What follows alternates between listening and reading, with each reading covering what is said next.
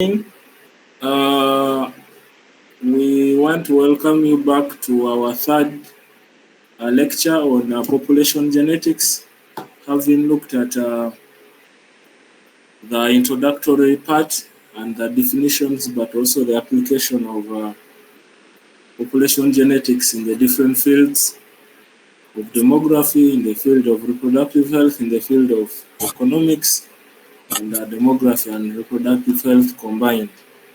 And also having looked at the different principles yesterday of adaptation and mutation, today we want to introduce an aspect called the Hardy-Weinberg Equilibrium, which is a very fundamental concept in population genetics. And the Hardy-Weinberg principle predicts genotype frequencies in offsprings based on the allele frequency.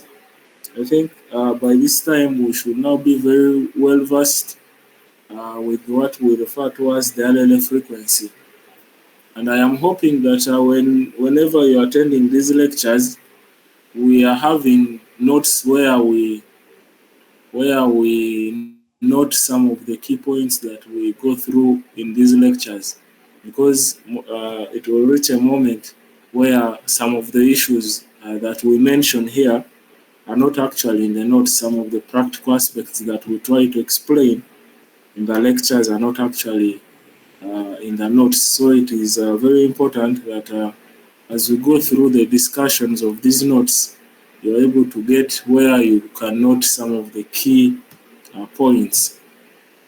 So having said that, I think we are well versed with what we refer to as allele frequencies, but also yesterday we were entirely able to look at how to do the allele calculations, but also we're able to look at issues of selection, and therefore how adaptation as a result of a certain advantageous allele helps animals or helps particular species to be able to adapt within the environment that they are living in. So we are saying that this Hardy-Weinberg, it describes the relationship between the allele frequency and the genotype frequency in a population. And it assumes a very randomly mating population with no evolutionary forces acting on it. But we want to look at this Hardy-Weinberg equilibrium and try to understand its assumptions. One is because, first of all, it is describing the relationship between the allele frequency and the genotype frequency. We want to first understand what the assumptions of this equilibrium are. So for us to be able to understand the Hardy-Weinberg, we first need to understand its assumptions. And we're saying that this particular equilibrium has 5 key assumptions for a population to be in a Hardy-Weinberg equilibrium. But for you to be able to understand what this particular equilibrium is all about, it is also important that you understand the statement equilibrium. And equilibrium refers to a state of balance or stability. So where the forces of influence are equal but opposing. So meaning there is no net change.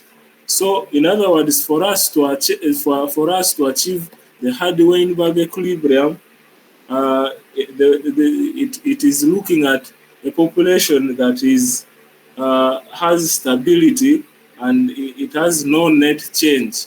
So the assumptions are that there is a very large population, that is one. In other words, that the population should be large enough to minimize the effects of genetic drift. In other words, the random changes in the allele frequency. So in other words, if you're having a population and you wanted to achieve a Hardy-Weinberg equilibrium, if your population allele frequency is for the black skin, for you to be able to achieve this equilibrium, the population of the black skinned people should be large. Two is that there is random mating. In other words, the individuals must choose mates randomly without preference for specific traits or genotypes. So the Hardy-Weinberg equilibrium assumes that in this large population, people should not have preferences. Like earlier on yesterday when we were looking at selection. But here they are saying there is a random mating. In other words, you don't prefer a brown-skinned person, you don't prefer a tall person. So for you to be able to achieve that particular equilibrium, there is random mating without any preferences. But also it assumes that there is no mutation in the gene pool. In other words, there are no new mutations that occur that could change the allele frequency. In other words, there are no changes in the shape of the allele. So if it is dark-skinned people, there is no mutation within that black gene that again changes the number of alleles within that black skin. So there is no, if there were 90 black allele, then it is still 90. So it assumes that there is no mutation. But also it assumes no migration, that there is no migration or gene exchange with other populations that could alter allele frequency. In other words, that there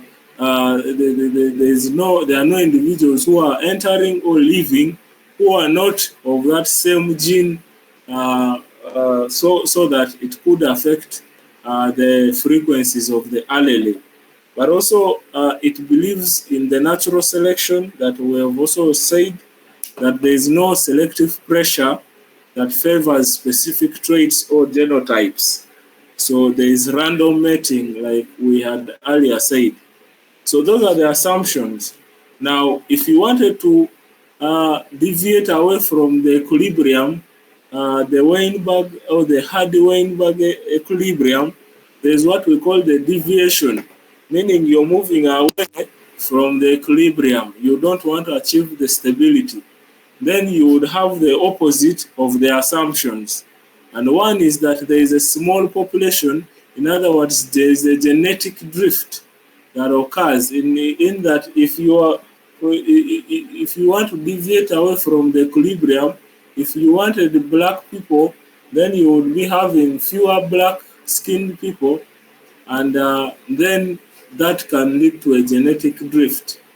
So another assumption for you to achieve a genetic drift or a deviation away from the equilibrium would be that there is a selection pressure, in that there is a preference. So someone makes preference, and there is a pressure that you should be able to mate with a particular gene.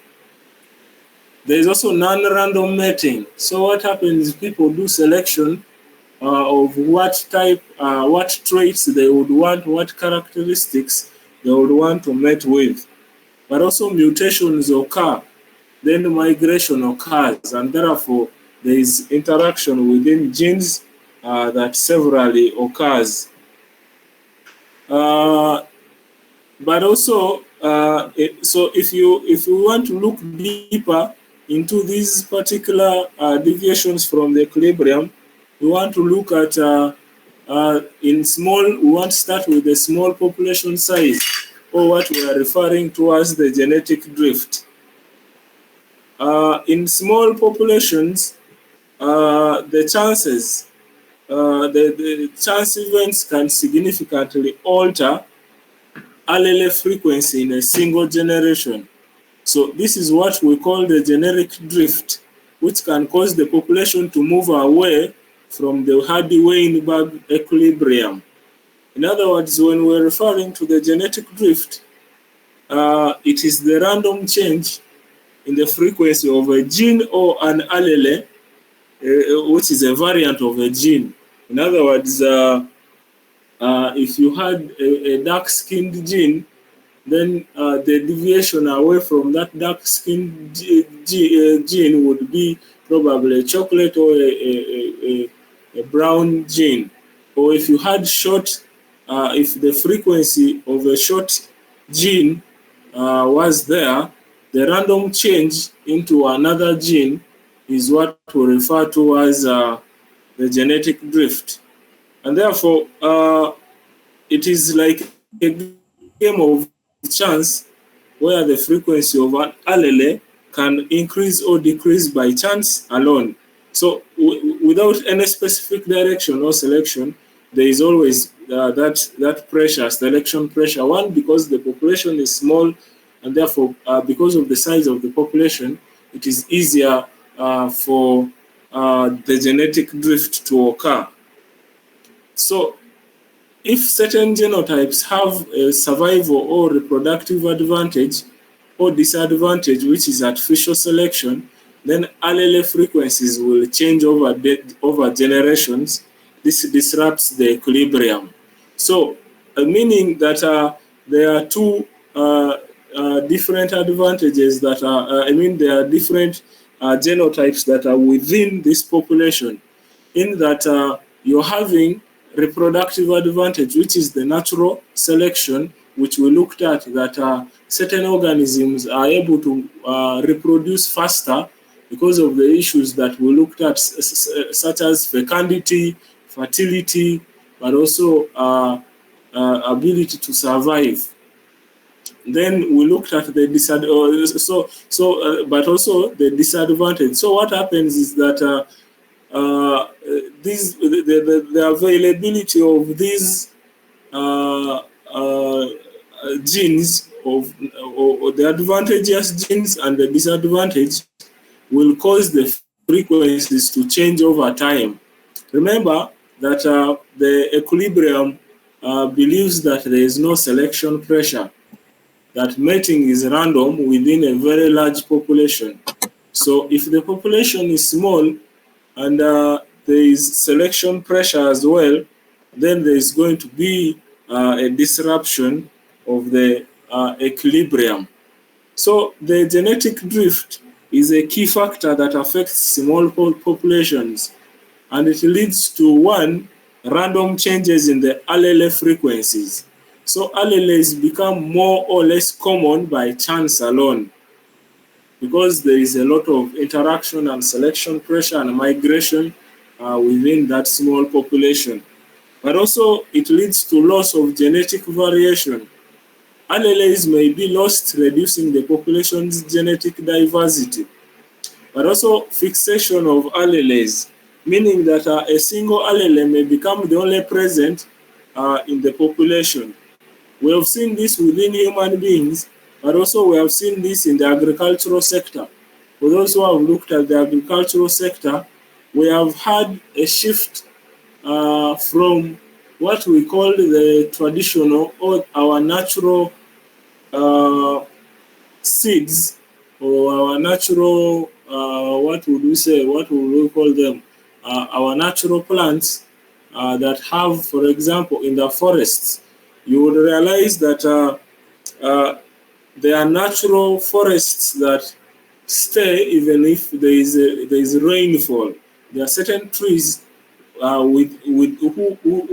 which always remain even when there is prolonged drought in a certain place. However, you are able to realize that that is a natural advantage, but the artificial ones, or the ones that have been genetically modified, you realize that at a certain point they actually die off. So that is what we're looking at that occurs. So at the end, if there is deforestation and cutting away of some of these trees, what happens at the end is that there are only a few species that actually remain in there. So Second, the fourth is that there is reduced fitness, that the population may become less adapted to the environment. Even we've seen this within the plantation, that you realize the GMOs are less adaptive to the environment.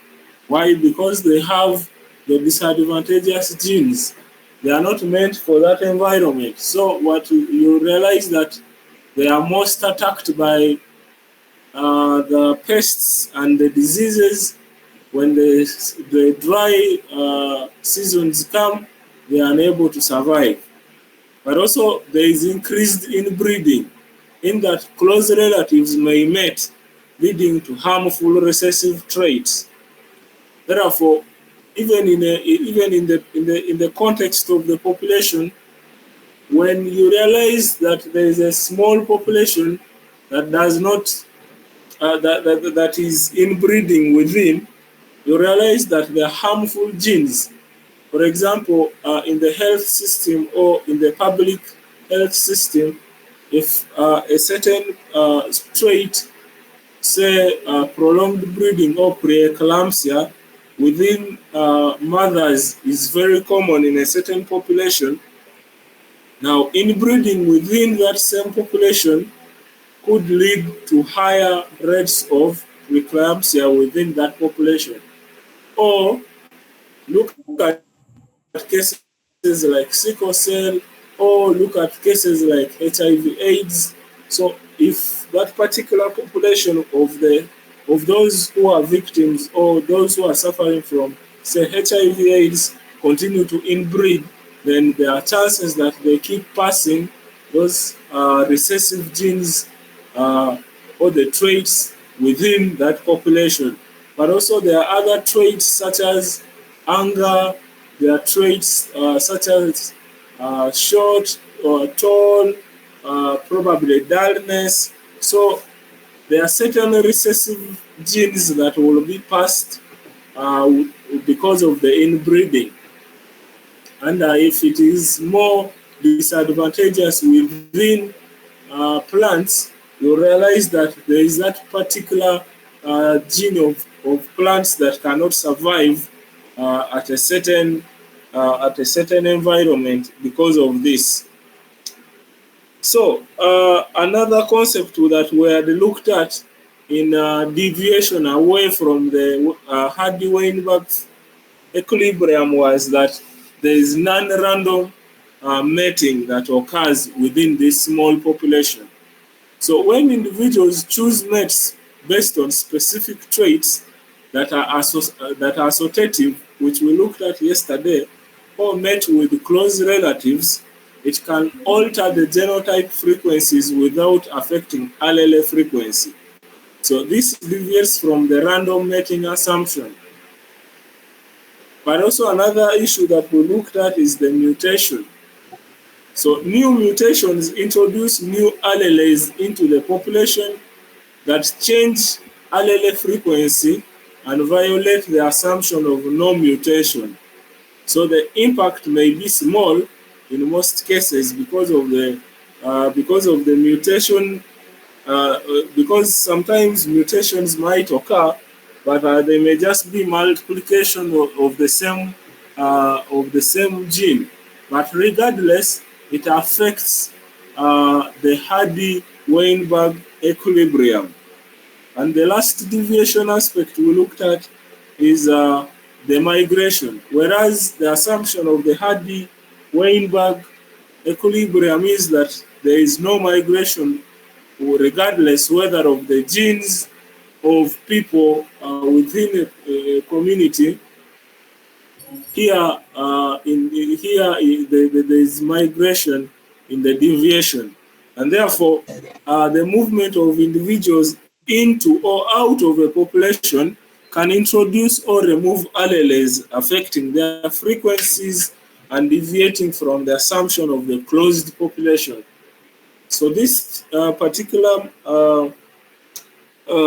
this particular equilibrium believes in a closed population, but in our scenarios of today, there are only a few closed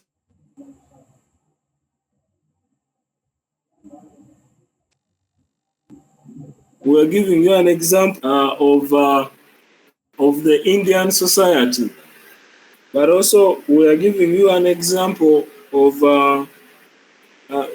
the Arabian cultures that have a closed population, and they do not mostly mate with other cultures. So that is what the Hardy-Weinberg equilibrium assumes, and therefore the mere fact of migration affects its assumption in that regard. So what are some of the importances of the Hardy-Weinberg uh, equilibrium? One is that it provides a baseline for understanding genotype frequencies in a population, but also it helps us analyze how factors like selection or migration can alter genetic variations. It also serves as a reference point for studying population genetics. So what are some of the limitations? Acknowledge the Hardy-Weinberg principle represents an idealized scenario. In other words, it is looking at an ideal scenario for it. It is not generalizing equilibrium. For it, it has its own assumptions in which the equilibrium can be achieved. But also in the real population, there is often a deviation from some of the assumptions of the Hardy-Weinberg. But continuing to look at the importance of this particular theory, now in understanding genetic variation, it actually helps us understand why people are different from each other. So the Weinberg equilibrium helps us understand why some people are tall, why some people are short, why some people have probably long nose, why some people have brown skin and some have dark skin. But also it helps us predict, like we said earlier, it allows us to predict how many common certain genes will be in a population using the calculations that we had yesterday. But even in this particular lecture, we shall be running through some of the calculations that are there. But also it helps us identify the evolutionary forces. In other words, we are able to determine how species change over time, how populations move from a certain genotype to the other genotypes. Because the assumption that no mutation occurs, in case there is a mutation that occurs, then you're able to understand that we moved from achieving an equilibrium where we had dark-skinned people to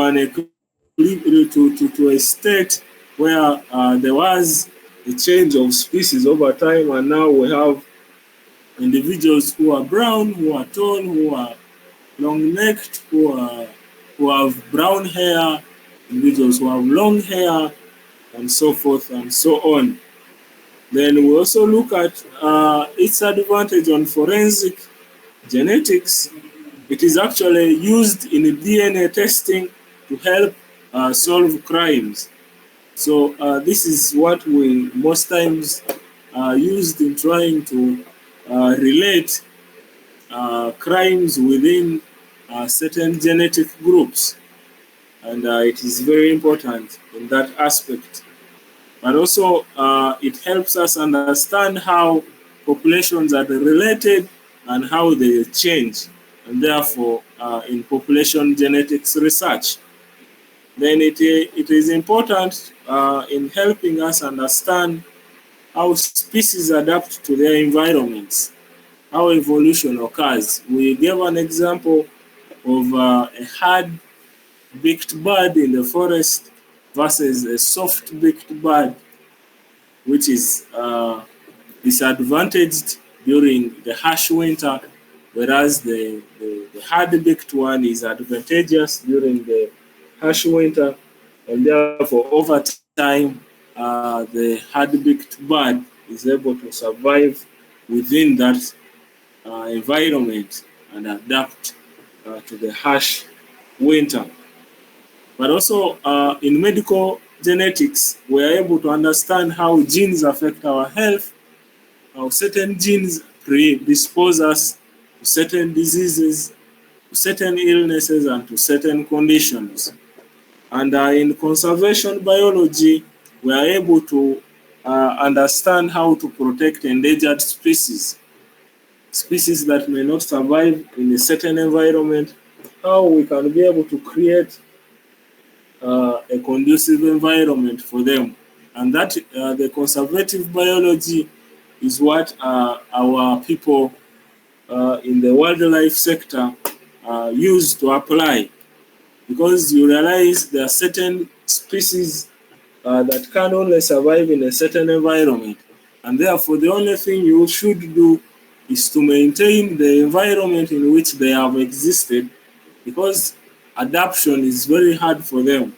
In trying to adapt, actually most of them might die off. So that is why you're able to realize that in most cases they designate or they gazette game parks that are very huge, so that they are able to maintain that environment in which the wildlife are able to live. So so from the Hardy-Weinberg equilibrium, we want to look at the principle, what we call the Hardy-Weinberg principle, just in a very short way. In that, imagine, for example, a population of individuals with a particular gene. This gene can have different versions called alleles. So the Hardy-Weinberg principle is a mathematical model that predicts the frequencies of different genotypes. For example, combinations of alleles in the offspring generation of a population. We already had its assumptions as well, that for it assumes ideal conditions like a large population, random mating, no selection criteria, among others. So by knowing the frequencies of the alleles, such as the dominant genes and the recessive in the parent generation, we are able to predict the frequencies of the offsprings with the different genotypes. And like we were calculating yesterday, we can have the different genotypes of AA as an advantageous gene.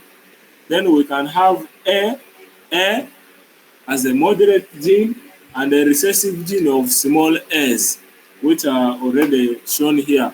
So capital A can give us an advantageous gene, then capital A and the small a and the small a's are able to give us the genotypes that exist. And from the frequencies of these genotypes within a parent generation, we are able to predict how the future offsprings will be able to be. But just to give us an example, is we would look at a population where albinism is a recessive genetic trait. So therefore, we would say that there are three possible genotypes for this gene. One is AA, meaning a person, capital A, meaning an individual with no albinism. In other words, they are the dominant homozygotes that exist. But also A and small a, meaning these are individuals who are carriers of the albinism gene, but also they are carriers of the dominant homozygote, meaning they are heterozygotes. They carry both. Then the small a, who are the carriers of the recessive gene, which we have assumed here to be albinism. So those are the three possible genotypes that would exist within this population. And therefore, we also now want to assume that we have data on the number of individuals with each genotype in the population, in that the dominant genotype, which is the dominant homozygote, capital A, has 998,100 individuals. Then we have the carriers, who are the capital A and the small a, who are the heterozygotes. Are 1,800. Then we have 100 individuals who are carrying the recessive gene. So for us to calculate the allele, we can use the genotype data to calculate the frequency of the alleles. So A for a normal pigmentation and a small a for albinism. So first, we will count the total number of alleles.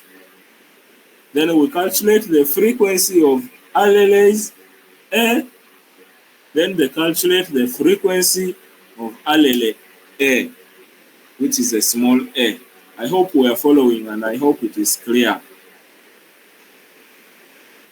So since each individual has 2 copies of a gene, from the last bullet of the Hardy-Weinberg principle, we are saying that by knowing the number, in other words, frequency means number, by knowing the number of the alleles, which are the dominant and the recessive genes in a parent generation or in the original generation, we are able to predict the number of offsprings with the different alleles or the genotypes.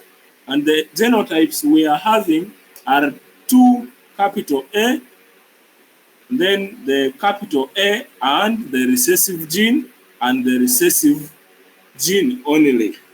And we are having an explanation here regarding albinism in a population. So we are saying that let us consider a population where albinism is a recessive genetic trait. So where we are considering albinism as a recessive genetic trait, we can only have 3 possible genotypes for this gene. One is individuals who are carrying the dominant homozygote, which is they are carrying genotypes without albinism, which we are referring to as capital A and A. For example, if you're looking at blood group AB, there are those who have group O, there are those who have AB, there are those who have A, I don't know what. But in this regard, we are saying that the person who has both genes of AA capital is the one who is carrying a dominant gene that has no albinism genotype. Then one we refer to as carriers carry the dominant gene and the albinism gene that we are referring to as small a. So those are carriers. We have referred to them as heterozygotes, having A and the small a. Then we have individuals who are with albinism. For them, they are strictly carrying the recessive genes. In other words, the small a's. So in that regard, we're saying that we suppose we have data or we have information on the number of individuals who are carrying each genotype in this population. We would have that those who are carrying the dominant gene are 98,100 individuals who are carrying the dominant gene. Then we have those who are carrying, or those who are carriers of both the dominant and the recessive gene as 1,800 individuals. And then those who are carrying the recessive gene, which is the albinism gene, are 100 of them. I hope that is clear. From that data, we now want to be able to calculate the allele frequency within this population. So for us to be able to use or to be able to calculate that information, we use the genotype data to calculate the frequency of the allele. In other words, we are going to use the data up here of the genotypes in the population to calculate the frequencies of the allele. And we are saying that A, which is the capital, is a normal pigment, and the small a is the pigmentation for albinism. Therefore, for us to be able to calculate the frequencies of the allele, one, we shall have to count the total number of alleles within that population. For example, adding the recessive gene plus the dominant gene and the carrier gene to give us the total number of alleles in that population. But also we shall need to calculate the frequency of the dominant gene. Then we shall be able to also calculate the frequency of the recessive gene. So, to count the total number of alleles, we shall say that since each individual has 2 copies of the gene, it might be capital A and capital A, or capital A and the small a, or the small a's for the recessive gene. So the total number of alleles in the population will be the number of individuals times 2. So in this example, for example, here we had 98,100 people. So let me just copy this about here. Then we had 1,800 of them here as carriers. Then we had 100 of them here as those who are carrying recessive genes. So if you made this addition plus this, here, it should be able to give you this figure here, 100,000 individuals. Now, this gives us the total number of individuals here, individuals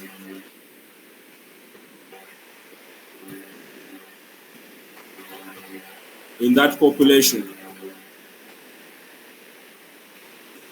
So for you, like we're now saying that since every individual carries 2 genes, we will be multiplying the number of individuals by 2 to give us 200,000 alleles in that population. Simple mathematics there. So, since we know that individuals with the dominant and the recessive genotype all have A allele, so the total number of the total number of dominant alleles comes from the dominant genes of A capital and A capital individuals plus the number of individuals, the number of alleles from A and small a individuals. So what will we do? What we shall do in this example, for us to get the total number of alleles for the dominant gene A, we will multiply 2 times the number of individuals who are carrying both capital A alleles, and add plus the number of individuals who are carrying the carrier gene of A capital. Why we are not multiplying this particular aspect here by 2,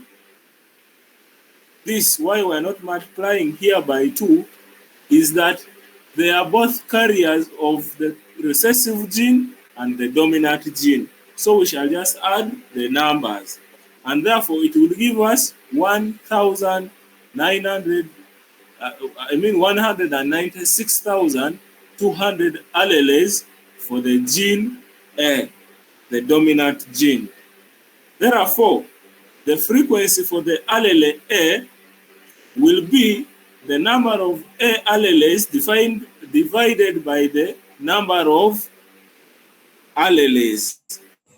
In other words, the probability that the population will produce people or will have individuals with the dominant gene of A and A capital will get by dividing the total number of alleles for capital A by the total number of alleles in the population, which was 200, to give us 0.99 out of, remember, our probability is out of 1. I hope that is very clear. Then, since there are only 2 alleles, A and A, we know the frequency of getting the probability of having capital A. So we can find the frequency of getting the probability of getting the recessive gene. And therefore, we'll just say that Q is equals to the probability, Q, in other words, the probability of getting an albinism gene will equals to 1 minus the probability of getting a dominant gene to give us 0.99. I mean to give us 1 minus 0.99 to give us 0.01. I hope that is clear now. So for you to get the dominant gene A, remember we have figures already here. This figure, 98,100 individuals are giving us the total number of people who are already carrying the dominant gene A. And remember, they are carrying 2 genes. This is the number of people who are carrying the gene capital AA. They are this figure. Then this is people who are carrying both A and small a. And this is the number of people who are carrying the recessive gene. So here, we are saying that for us to be able to get the number of people who are getting the dominant gene, capital A, we will multiply this number here by 2. Why? Because they are already having 2 genes. There are 98,000 people, there are 98,100 people carrying 2 genes of A and A capital. But remember here, there is only 1 capital A. So we have these 1,800 people who are carrying gene A and gene A small letter.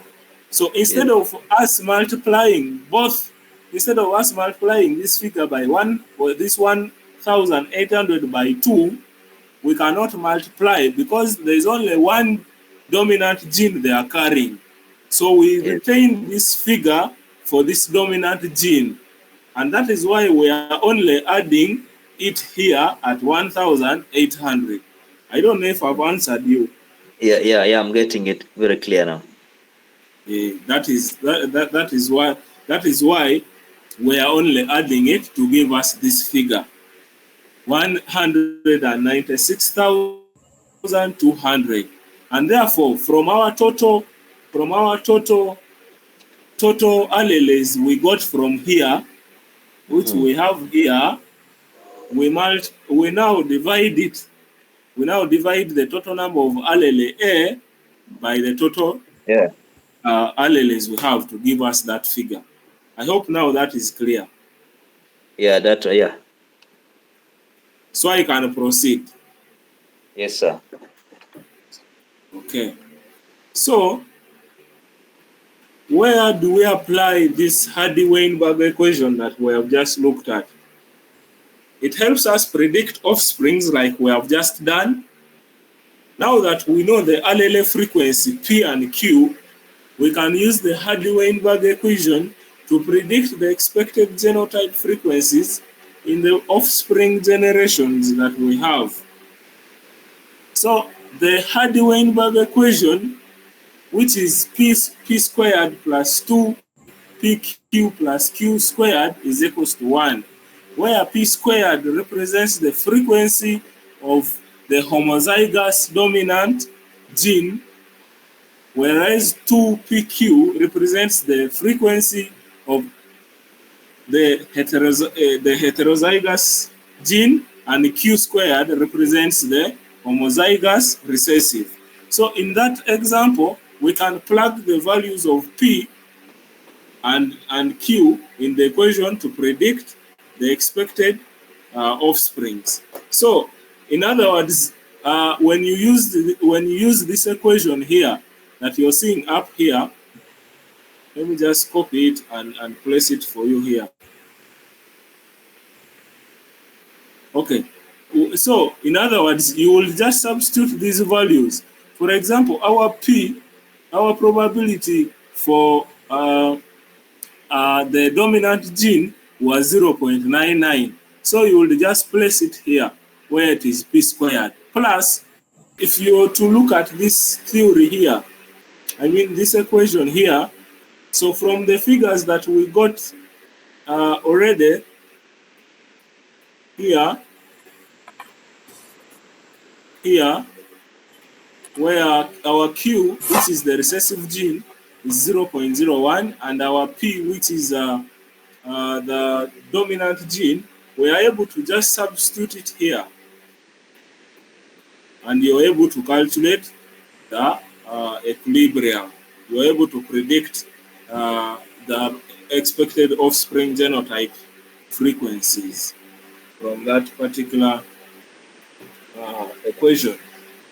So we now want to understand the stability of allele frequencies. In that, the stability of allele frequencies refers to the maintenance of the same allele frequency in a population over generations without any significant changes. In other words, if you're having a dominant gene of 99%, we want to look at the stability of that frequency over time without any significant change. In other words, in statistics, we give 0.5 or 5% most times as our level of significance. But also, you can rank your significance most times to about 95% confidence interval. So in other words, when we're referring to no significant changes, we are trying to look at it from that perspective, that there will be no significant change beyond from 99% to about 90%. That would be very significant. So this stability is a key assumption of the Hardy-Weinberg model. Therefore, based on the Hardy-Weinberg equation, we predict a slight change in genotype frequencies from one generation to the next. This might lead you to wonder, but do the allele frequency P and Q also change across generations? That will be the question you want to ask. But in a stable population, the allele frequency of the dominant gene and the recessive gene most times remain constant. However, the genotype frequency also remains constant. But this means that we go back to our equilibrium, the assumptions of the equilibrium. But in any case, when the frequencies of the allele, for example, the 0.99 frequency and the 0.01 change, the recessive genes number might reduce or might add because of the natural principle. So those are some of the changes that might occur as a result of changes in the allele frequency. So that would mean that if if the changes remain constant, it will necessarily mean that there is no evolutionary force that are acting on the population. But also it will mean that there is random mating that is occurring with no preference for specific genotypes. That there is also no genetic leakage in present, meaning that alleles at different loci are not correlated. So it will take us back to the assumptions of the equilibrium. So when those conditions that we have of the equilibrium are met, then the population is in a Hardy-Weinberg equilibrium, and that the allele frequencies will remain stable over generations. However, in reality, populations are often subject to various evolutionary forces, which can cause changes in allele frequencies over time. These changes can lead to, one, adaptation to environmental pressure, but also it can lead to loss of genetic variations, evolution of new traits. Therefore, for us to understand the stability of allele frequency is very essential in population genetics, because it allows us who are researchers to predict the evolutionary outcomes that will come. So if you realize that the allele frequencies are turning more, in other words, you're having many more people who are having a recessive gene, say hair loss is a recessive gene, and in your population, you realize that hair loss within young people is becoming very dominant. You're able to predict the evolutionary outcome that in the near future, because the recessive gene is actually turning to be dominant, then in the near future, you're going to have a population that is having more hair loss. But also you can be able to identify genetic factors that influence disease susceptibility. So if you realize that there are genetic or there are genotypes that are exposing individuals to more diseases, for example, if you realize in a population there is a gene, a recessive gene of probably obesity, and that is susceptible to certain diseases such as high blood pressure, such as diabetes, and so forth, then you are able to identify the risk factors that are associated, and you're able to predict that there is going to be, or this particular population is susceptible to those conditions that you have already identified. But also you are able then to develop effective conservation strategies to be able to conserve certain genes. And that's why I was looking at, as a population scientist, or as a student who has gone through a population genetics module, you should then be able to identify some of the conservation strategies.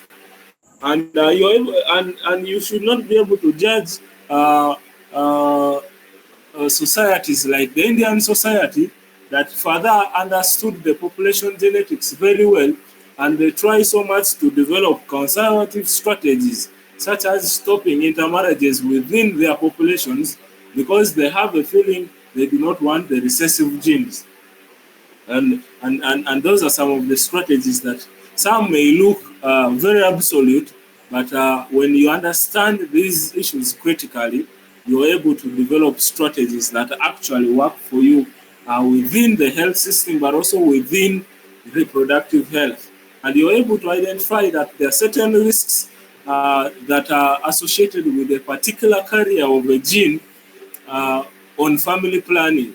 There are certain side effects that affect a recessive gene or people who are carriers of a particular gene more than others. So then it becomes more practical for you to be able to advise people during your reproductive health sessions that because they are carriers of a certain gene, then they should avoid certain types of medication, but also they should not be able to take certain types of drugs. So by analyzing our allele frequency stability, as scientists, we can be able to gain insight into the evolutionary dynamics of the population. and then we're able to make informed decisions in the various fields, like we've just explained, the various fields of medicine, agriculture, and conservation biology. So if you looked at the aspect of agriculture, then you're able to look at the so many genetically modified products that we have in the market, and actually how they are affecting the dominant gene that we had of our natural of our natural of our natural of our natural plants. So I think our time is first spent, and the remaining are just explanations of the Hardy-Weinberg and sex chromosome, which I think we can be able to summarize tomorrow because our time is fast spent. But interestingly, just to look at the mathematics behind stability, it is just looking at the calculations that we have had, and it is just explaining the same. It is just explaining the formula that we looked at, that the genotype frequencies are calculated based on the gamete frequency. And the formula for genotype frequency is the one that we already looked at. But tomorrow we can just run through it and be able to explain some of the issues regarding the blood groups. But the moment you're able to understand the calculations that are there, then it is very easy for us. We will not need to waste really a lot of time throughout this particular presentation here, since we are time bad. I am told you're supposed to start your exams next week. So I am also praying that throughout the weekend, we might be able to involve ourselves in the lecture. So let us look at how we will proceed. Thank you. Unless we have any questions on what I have presented, I would like to end there. Yes, Betty.